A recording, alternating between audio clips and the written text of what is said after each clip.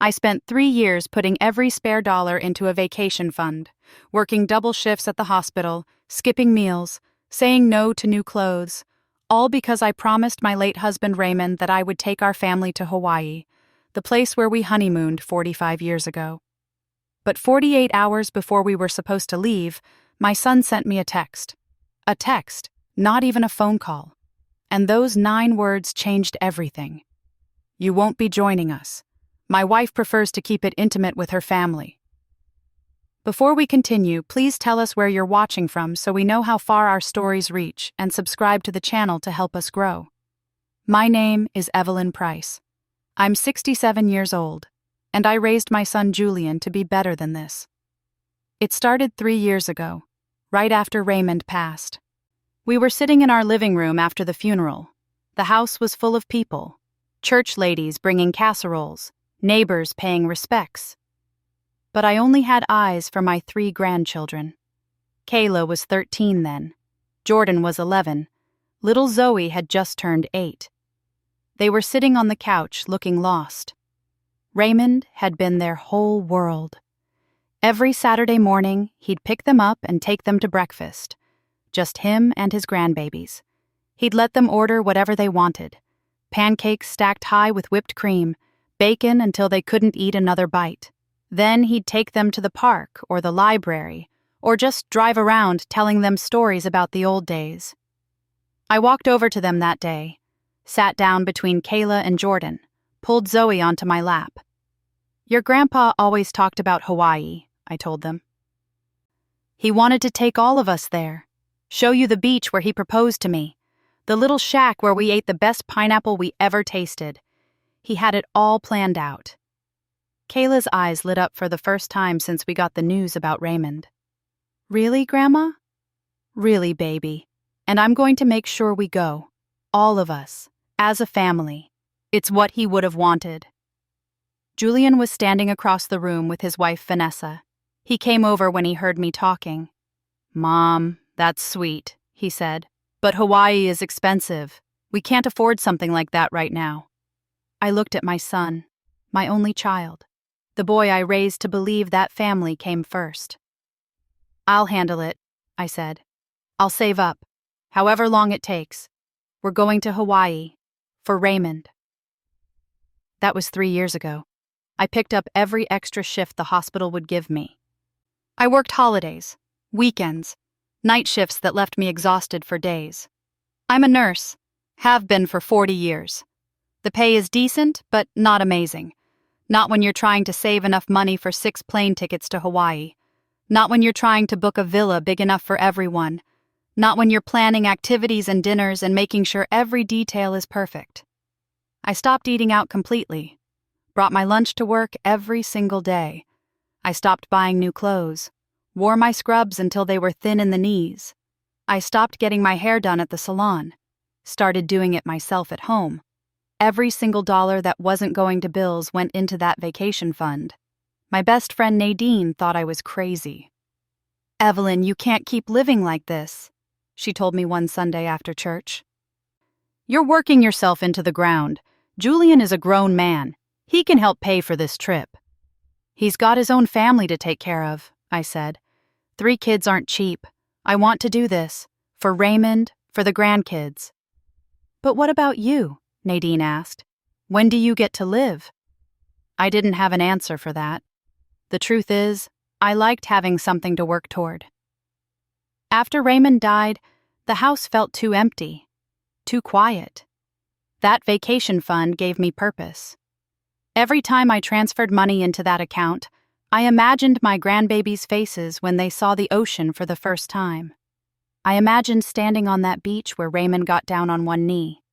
I imagined us all together, happy, the way families are supposed to be. 6 months ago, I finally had enough saved up. I called Julian. "It's time," I told him. "I've got the money. We're going to Hawaii." He was quiet for a second. Then he said, "Mom, are you serious? You actually saved enough?" "Every penny. I want to book it for next month, late August, before the kids go back to school." "Mom, this is incredible. The kids are going to lose their minds." I could hear the smile in his voice. It made everything worth it. All those double shifts, all those skipped meals, all those nights I fell into bed so tired I could barely move. We planned everything together. Julian helped me pick the dates. Vanessa suggested restaurants she'd read about online. The kids sent me messages every day asking questions. Could they go snorkeling? Would there be sea turtles? Could they learn to surf? I booked the flights, first class for everyone, because Raymond always said if you're going to Hawaii, you do it right. I booked a villa right on the beach, 4 bedrooms, a kitchen so big you could cook for an army, a pool overlooking the ocean. I booked a sunset dinner cruise, tickets to a luau, a private snorkeling tour. Everything. Every single detail, all paid for in full. But that wasn't even the worst part.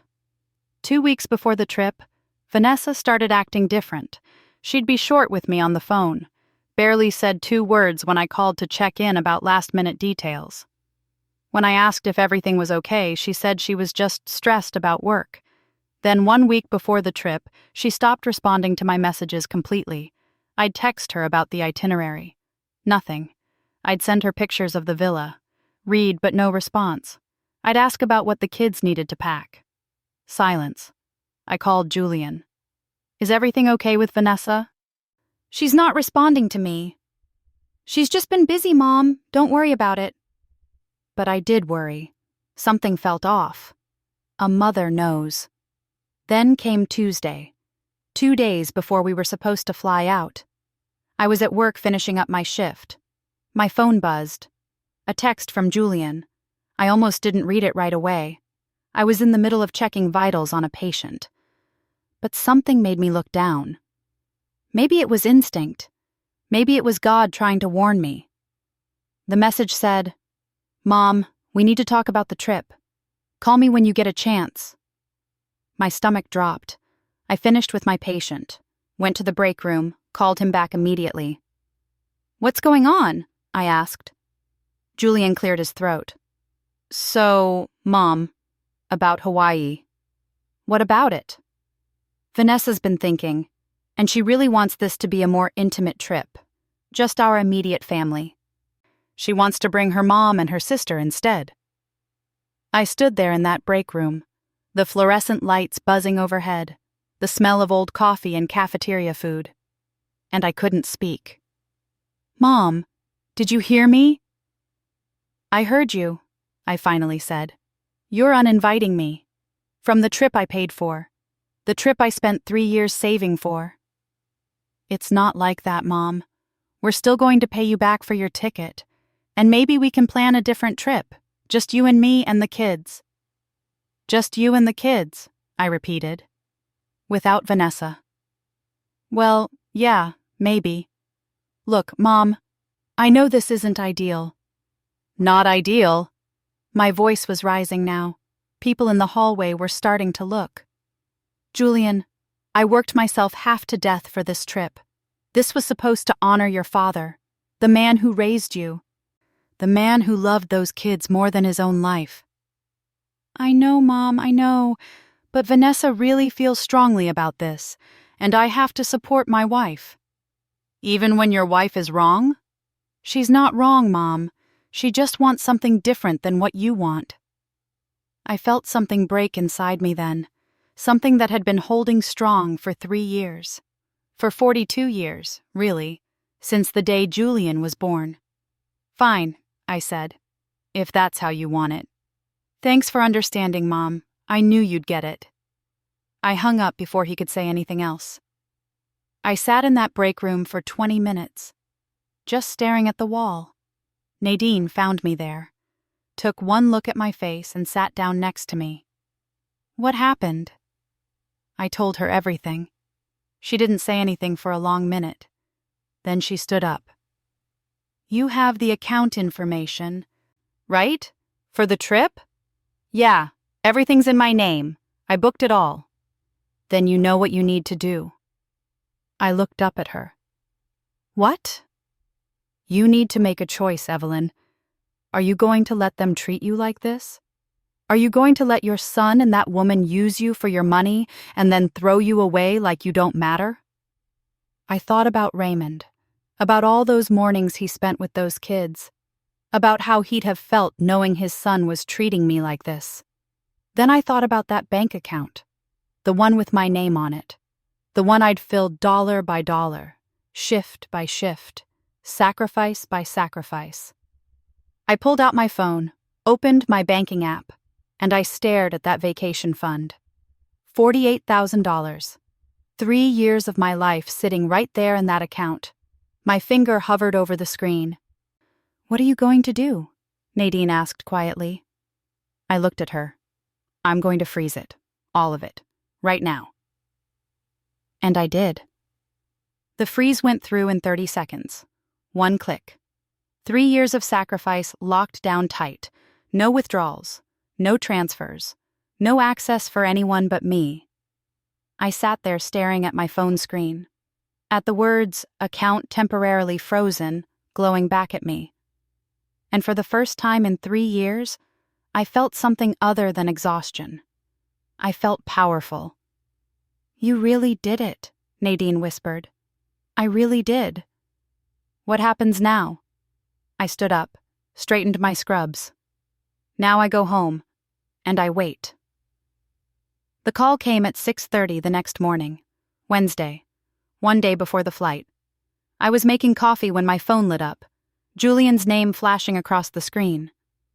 I let it ring, took a sip of my coffee. Let it ring some more. On the 8th ring, I finally answered. "Good morning, Julian." "Mom, what did you do?"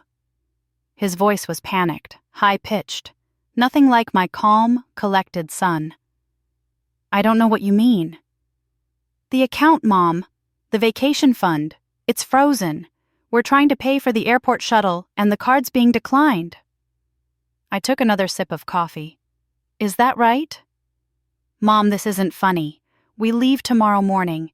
Everything is booked under that account. The flights, the villa, the car rental.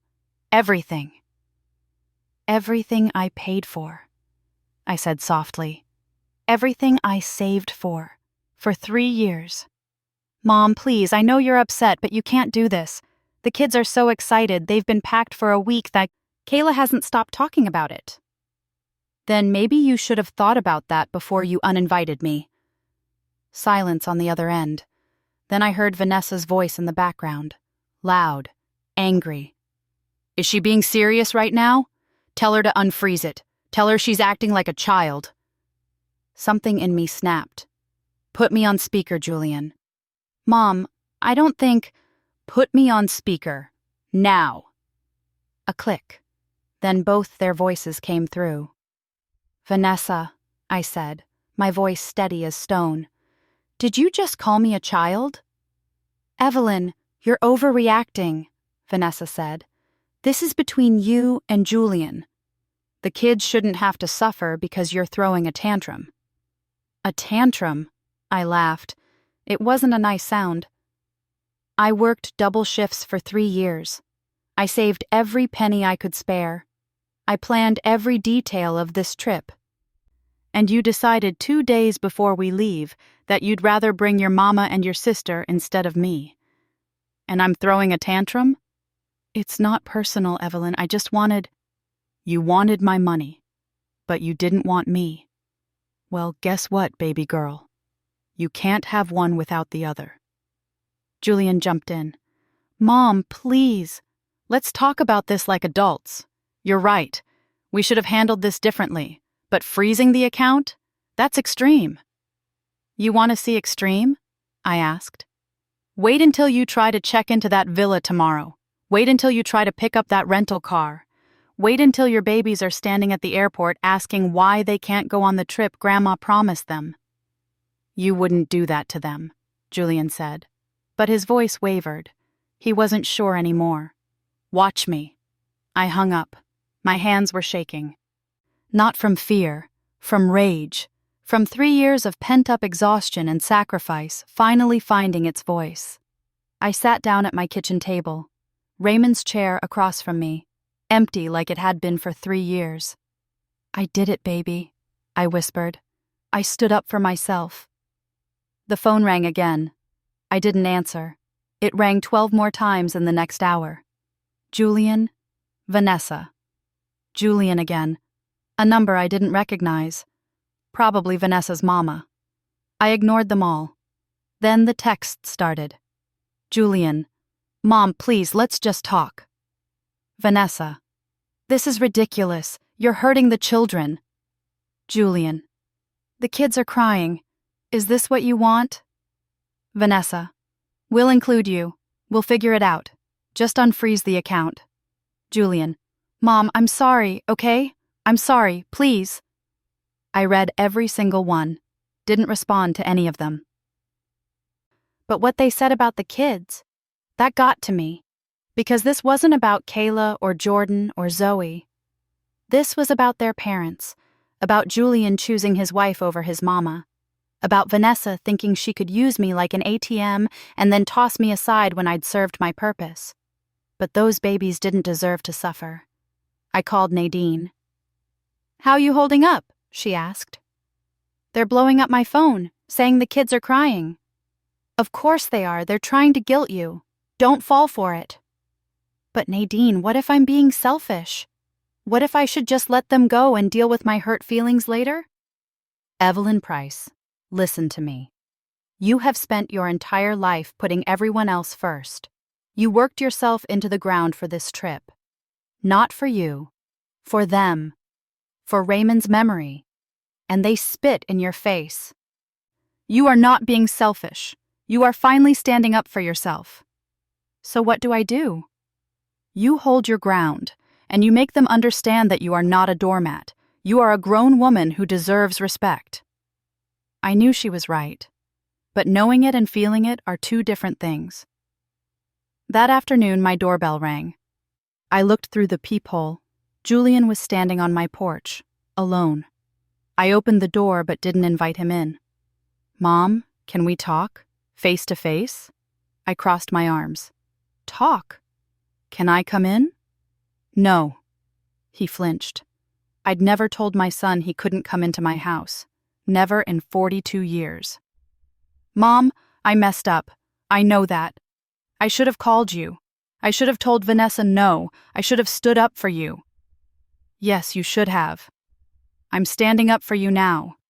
I told Vanessa this morning that you're coming on the trip, that it was wrong to uninvite you, that you paid for everything and you deserve to be there. What did she say? He looked down. She's not happy about it. But she'll deal with it. She'll deal with it. I repeated his words slowly. Your wife will tolerate my presence on the vacation I paid for. How generous of her. Mom, what do you want from me? I want you to be the man your father raised you to be. But I don't think that man exists anymore. That's not fair. You know what's not fair, Julian? Working 3 years for something and being told you're not good enough to enjoy it. You know what's not fair? Being treated like a wallet with legs. You know what's not fair? Your wife disrespecting the memory of the man who loved you unconditionally. She's not disrespecting Dad. Yes, she is. This whole trip was for him, to honor him, to take his grandbabies to the place he loved, and she decided her family was more important than his legacy. Julian's jaw tightened. So that's it? You're just going to ruin the trip for everyone? I'm not ruining anything. You did that all by yourself when you sent that text. Fine, keep the account frozen, but don't expect the kids to forgive you when they find out Grandma is the reason they didn't get to go to Hawaii. He turned and walked away, got in his car, drove off, and I stood there on my porch, wondering if I'd just lost my son for good. If I thought that was the worst of it, I was wrong. That evening, Kayla called me. My sweet 16-year-old grandbaby. The one who used to braid my hair while I told her stories about Raymond. The one who sent me Bible verses when she knew I was having a hard day. Grandma? Her voice was small, broken. Hey, baby. Is it true? Are you really not letting us go to Hawaii? My heart cracked right down the middle. Kayla, sweetheart, it's not like that. Then what is it like? Because Dad said you froze the account. He said you're mad at him, so you're punishing all of us. That's not true, baby. Your daddy uninvited me from the trip, 2 days before we were supposed to leave, after I spent 3 years saving for it. But Grandma, we didn't know about that. We didn't do anything wrong. Why are you taking it out on us? I closed my eyes, tried to keep my voice steady. I'm not taking anything out on you. This is between me and your parents. But we're the ones who suffer. Me and Jordan and Zoe, we're the ones who don't get to go. She was crying now. I told all my friends we were going to Hawaii. I've been dreaming about this for 3 years, and now it's gone. Because of you. Kayla, I hate this. I hate that you're doing this to us. I thought you loved us. She hung up. I stood in my living room, phone still pressed to my ear, and I cried. For the first time since Raymond died, I broke down completely, sobbed until my chest hurt, until I couldn't breathe. Because maybe Julian was right. Maybe I was being selfish. Maybe I should just unfreeze the account and let them go and swallow my hurt like I'd been swallowing everything else my whole life. I reached for my phone. Then I stopped, because I heard Raymond's voice in my head, as clear as if he was standing right next to me. Don't you dare, Evelyn. Don't you dare back down now. I looked up, at the picture of us on our wedding day hanging on the wall, young and hopeful and so in love. They're breaking my heart, Ray, I whispered. They broke it first, when they treated you like you don't matter, when they made you feel small. You are not small, Evelyn Price. You are mighty, and you deserve better than this. I put my phone down, and I made a decision. I opened my laptop, logged into the travel booking site, and I started clicking, canceling, requesting refunds, every single reservation. The flights, the villa, the car, the excursions, all of it. Within 2 hours, I had confirmation emails, full refunds processing, money returning to my account within 5 to 7 business days.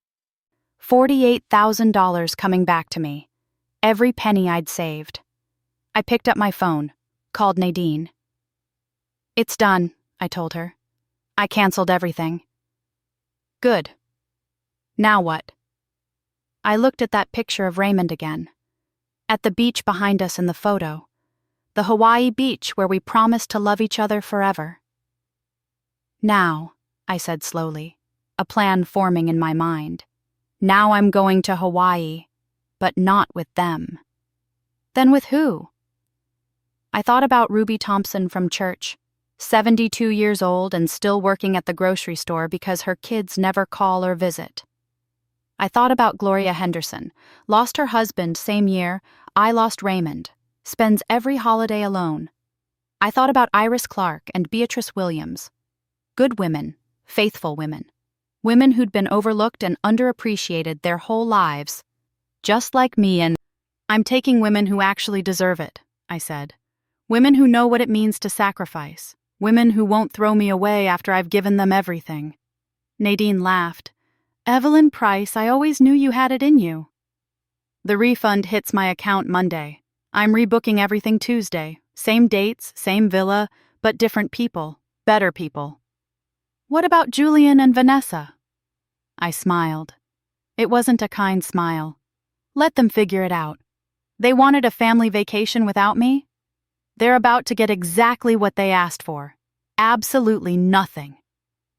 Thursday morning. 4:30 a.m. I didn't sleep. Didn't even try. I sat at my kitchen table drinking coffee and watching my phone, waiting for the moment when my son's world would fall apart. The airport shuttle was supposed to pick them up at 5. They'd get to the airport by 6. Check-in started at 6:30 for their 8 a.m. flight. That's when they'd discover the truth. When the ticket agent would type in their confirmation number and find absolutely nothing. No reservation, no flight, no Hawaii. My phone stayed silent until 6:47. Then it exploded. Julian's name flashed across the screen. I let it ring. watched it go to voicemail.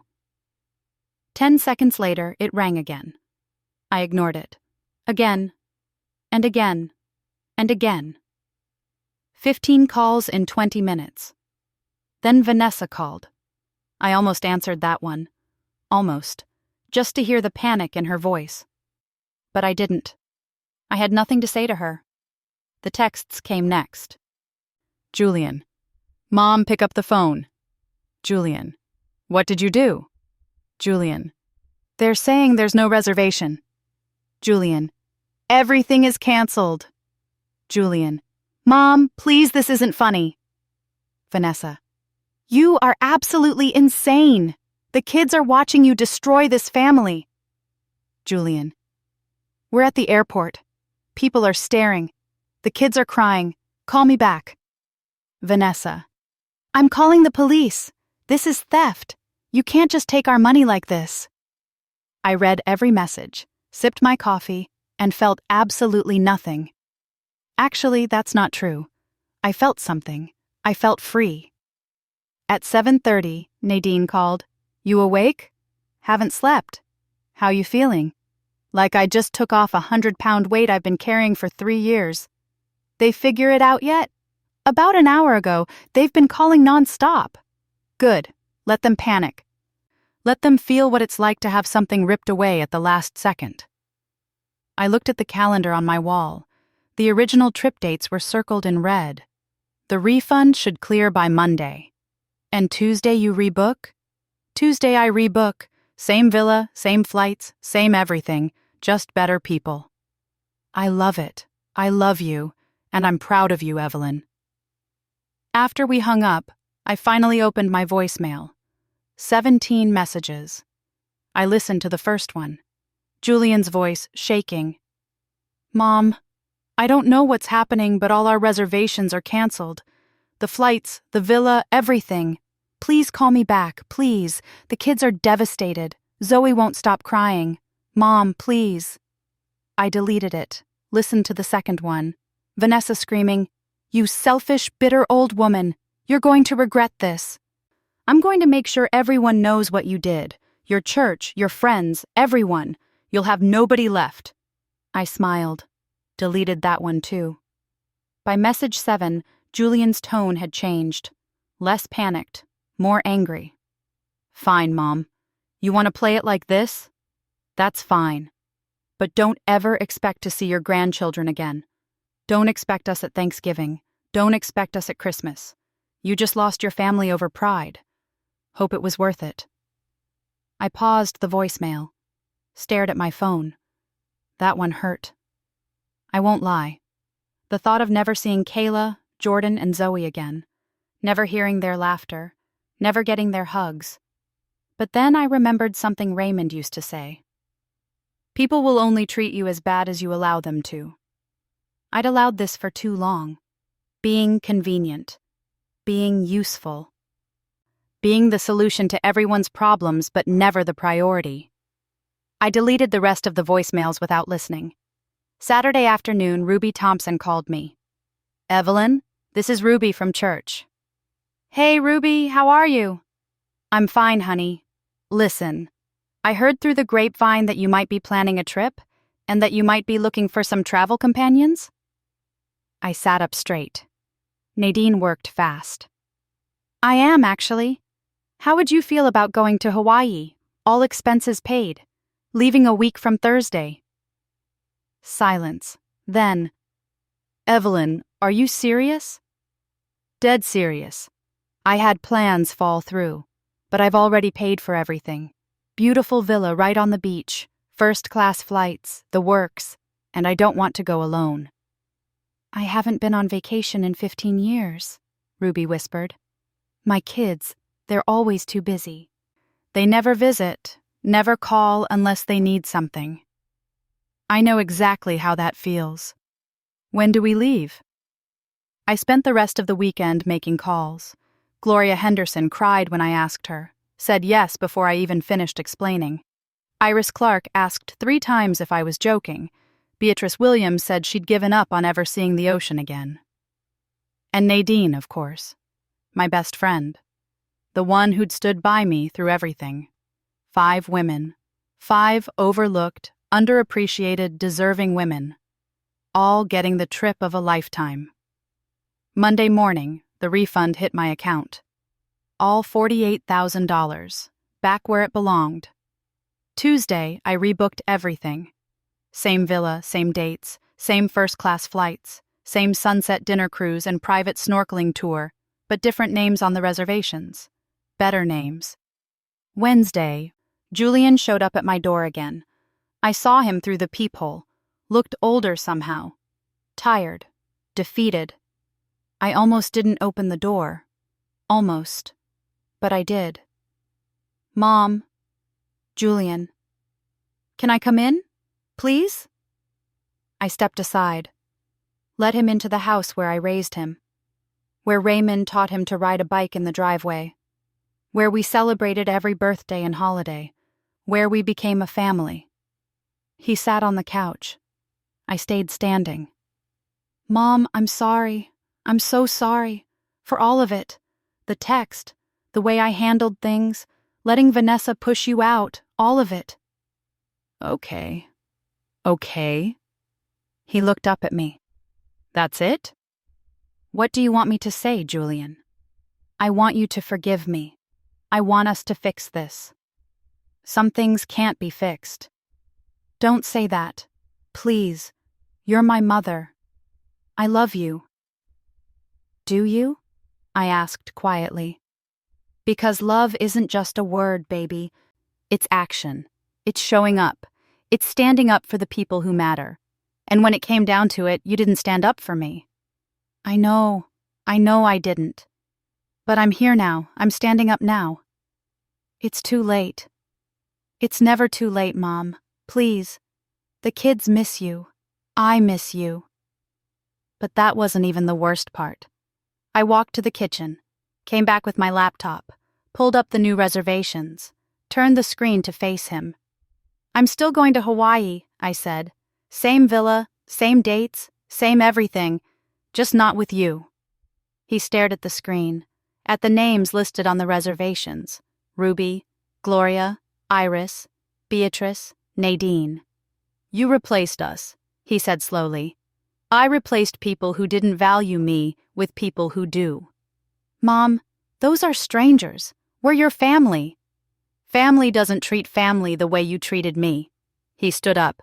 His face was red now, angry. So that's it? You're choosing these random women over your own grandchildren? Your children are welcome to call me any time. My number hasn't changed.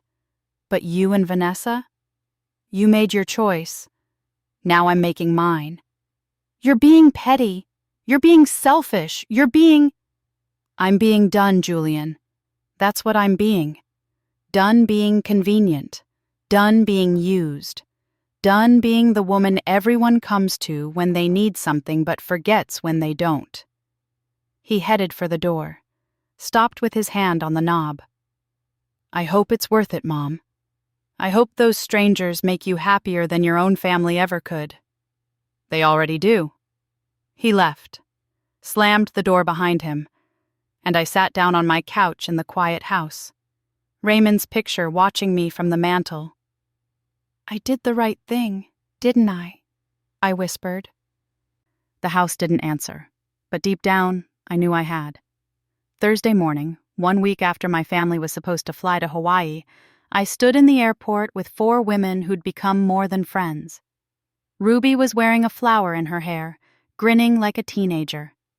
Gloria kept taking pictures of everything. Iris and Beatrice were already planning what they'd do first when we landed, and Nadine stood next to me, her hand in mine. You ready? She asked. I'm ready. We boarded our first-class flight, champagne before takeoff, comfortable seats that reclined into beds, movies and meals and laughter. So much laughter. These women had stories, lives full of sacrifice and struggle and survival, and not one of them took this trip for granted. Hawaii was more beautiful than I remembered. The villa was perfect, right on the beach, just like I'd planned. We spent our days in the ocean, learning to snorkel, watching sea turtles glide by like ancient wisdom. We ate fresh pineapple and poke bowls and shave ice that melted on our tongues.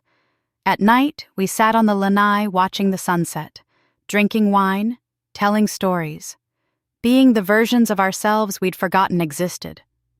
Not mothers or grandmothers or workers or caretakers. Just women. Just ourselves. On our third day there, I walked down to the beach alone. Found the spot where Raymond proposed 45 years ago. The little cove with the black rocks and the gentle waves. I stood there with my feet in the sand. "I did it, baby," I said to the ocean. "I kept my promise. I brought our family to Hawaii. It just looks different than we thought it would." My phone buzzed in my pocket. I pulled it out. A text from a number I didn't recognize at first. Then I realized, Kayla. She must have gotten a new phone. "Grandma, I need to tell you something. I found Mom's phone. She had messages, planning the Hawaii trip. She was going to use it for her business. Big social media campaign. She told her friends you couldn't come because you didn't fit the aesthetic. She was using you for money the whole time. She never wanted you there. I'm sorry. I'm so sorry I said those things to you. I didn't know. Dad didn't know either. He found out after you canceled everything and now they're fighting all the time. I just wanted you to know the truth. I love you. I miss you." I read the message 3 times. Let it sink in. Vanessa hadn't just wanted a smaller trip. She'd wanted a branded trip. A perfect photogenic trip. And I, with my 67-year-old body and my simple clothes and my old-fashioned ways, didn't fit her vision. I thought I'd feel vindicated, justified, proven right. But instead, I just felt sad. Sad for Julian, who'd been manipulated. Sad for my grandchildren, caught in the middle. Sad for the family that could have been. But I didn't feel sad for myself. Not anymore. I typed back, "Thank you for telling me, baby. I love you too, and I forgive you. But some things can't be fixed with just apologies. Your dad has a lot of growing to do, and your mom has even more. I hope they figure it out, but I can't wait around anymore. I'm done being small so other people can feel big. When you're older, if you want a relationship with me, my door is open. But it has to be on terms that respect both of us. I'm in Hawaii right now.